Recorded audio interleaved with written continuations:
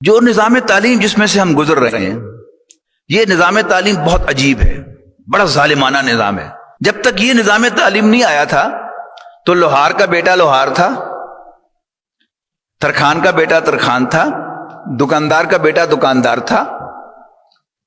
لیکن اس نظام تعلیم میں اب وہ لوہار جو تھا وہ میکینیکل انجینئر بن گیا نا، اس کا بیٹا میکینیکل انجینئر نہیں ہے۔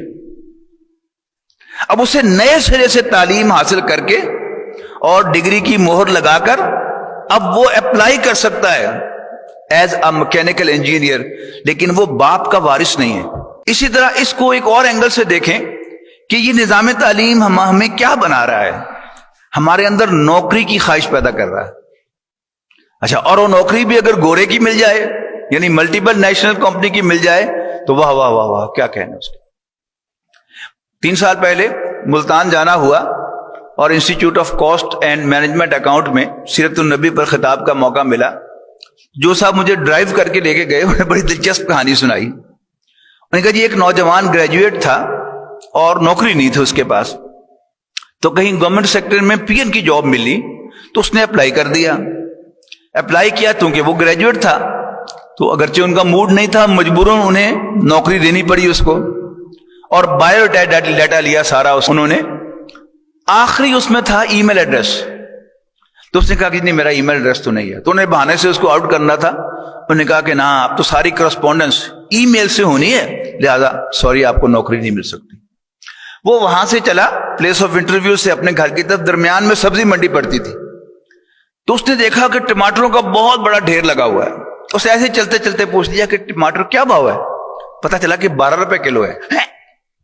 مارکیٹ میں ٹماٹر 80 روپے کلو ہے، یہاں 12 روپے کلو ہے۔ اس نے جیب میں ہاتھ ڈالا، 100-150 روپے نکلے، تو اس نے اس کے ٹماٹر خرید لیے اور وہ بورا لے کر اپنے سر پہ رکھ کر گھر آیا، اور لوگوں کے دروازے کھٹکھٹا کر اس نے کہا کہ جی میں بڑے سستے ٹماٹر منڈی سے لے کے آیا ہوں، تو لینے ہیں تو لے لیں۔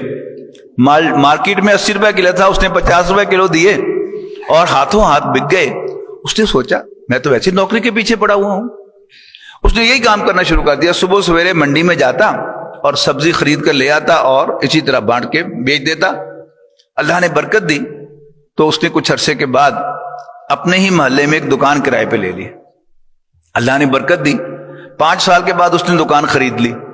اللہ نے برکت دی تو 15 سال کے بعد اس نے وہ دکان ڈیمولش کر کے اس پر 3 منزلہ بلڈنگ کھڑی کر۔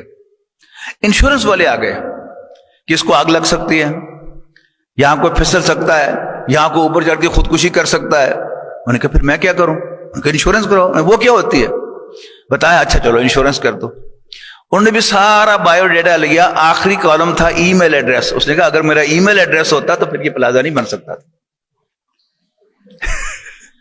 تو اپنا کام اس نظام تعلیم نے جو ہمیں دیا ہے اس کو اس اینگل سے غور کریں، یہ ہمیں نوکر بناتا ہے، جبکہ اصل برکت جو اللہ تعالیٰ نے رکھی ہے وہ اپنے کام میں رکھی ہے۔